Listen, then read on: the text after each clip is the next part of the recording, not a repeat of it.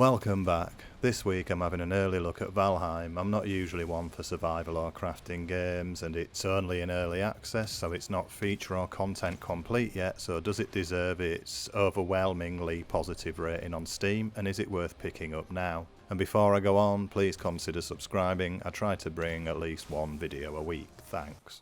Valheim is an open world craft survival game. There's literally hundreds if not thousands of them. Seems every other game released on Steam is one of these, a roguelike or one of those weird dating games with nudity in it. I've got no idea who likes those.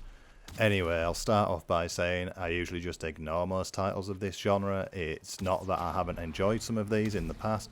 I have, but they need to be of a really solid standard for me to be interested. This is a very early look by me as well, by the way. I have around 17 hours or so, and I've downed the first boss, and I've done a fair bit of messing around and dying in the game. Is there overly much to say in regards to the crafting? If you've played any other crafting game before, you know the score. You gather resources, be it wood, stone, etc., craft tools, weapons, craft a house or a hut, and so on. I really think what we should be asking is, what does this do to stand out in such a crowded space? To me, the setting of the Norse purgatory is very appealing, dropped off by a Valkyrie and told you need to face off against Odin's foes to get to Valhalla. From here, fight, craft and whittle your way to victory, and I suppose that's a bit of a kick in the nuts really. If you've had the honour of falling in battle thinking Valhalla awaits, but no, when you get there it's actually purgatory and a crow tells you you've got to craft and fight your way to get out of it to Valhalla. The gameplay is simply stunning. I believe it's referred to as lo-fi these days, but to us old farts it's the PlayStation 1 and 2 style graphics in regards to the model with today's technical systems to boot. It runs extremely well on my 2070, which for an early access game and an open world game it's not to be sniffed at. The quickest way to get a low score on Steam is to have a poorly optimised game. The devs clearly know this, and they know a lot more as well. This game does not reinvent the wheel in a lot of its main systems, but the devs have clearly learnt from what has come before, not only in looks and performance, but when it comes to combat and crafting, it's all a lot more intuitive than its predecessors.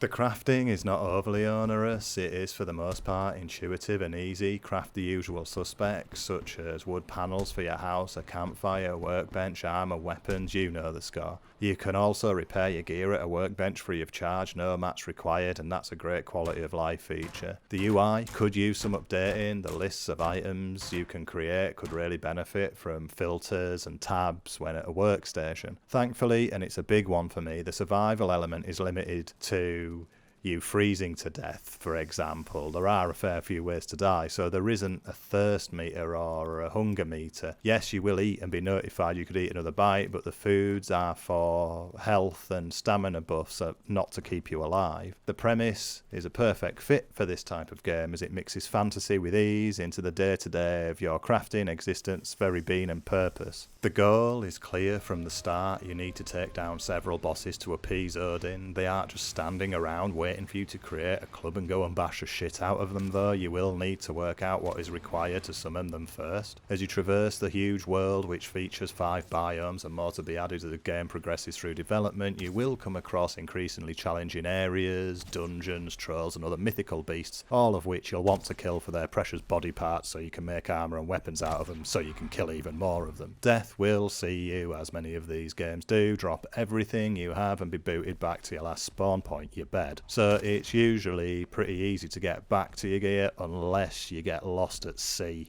I suppose. Generating a new world is easy, and setting up a multiplayer session is very straightforward as well, though for now I've mainly been playing solo to get to grips with all the systems. I do intend to jump online with friends at some point, mainly so I can burn down the huts and steal all their shit. So naturally you may be thinking, well, you've only pretty much just described all the other games that came before it of this ilk, and still not sure why it's so popular. Well, apart from what I've covered, it's one thing to create a game of any genre, but to take the systems and do it so well and improve them in so many areas and make the player experience so hassle-free and give the player so much control is sadly not something us gamers come across that regularly. In fact, quite the opposite. As long as the devs don't do something really daft when finalising the build and alienate their player base, because trust me, people get really upset about the littlest changes in these games. I know it's sad, but they do. This game is gonna be huge, and I mean really huge. If they had released this at say 30 quid, it's £15.50 by the way, and said this is their release version, I'm not sure I would have noticed, and I'd still be enjoying it regardless. It's come as a really pleasant surprise for me, and it's the first game in a very long time that I've got totally immersed and lost in, and I just enjoy exploring and finding new areas and recipes. Setting your own goals and preparing is just a joy, whether it be finding enough mats to make a raft to explore over the sea, or stocking up on your armoury and taking down the next big threat. I wasn't following it at all until I read an article about it a couple of weeks ago, and as I say, I do not usually go for these type of games at all. I usually sigh at the mention of crafting or survival. So Iron Gate and Coffee Stain have done almost the impossible and created a game in a genre I don't care for at all that I actually love. It's easy recommended by me, especially at this price, and even though it's early access, and I wouldn't usually recommend an early access game, there's an absolute ton of content and things to do. It's an absolute blinder. Well done devs, just go out there and get it. Cheers.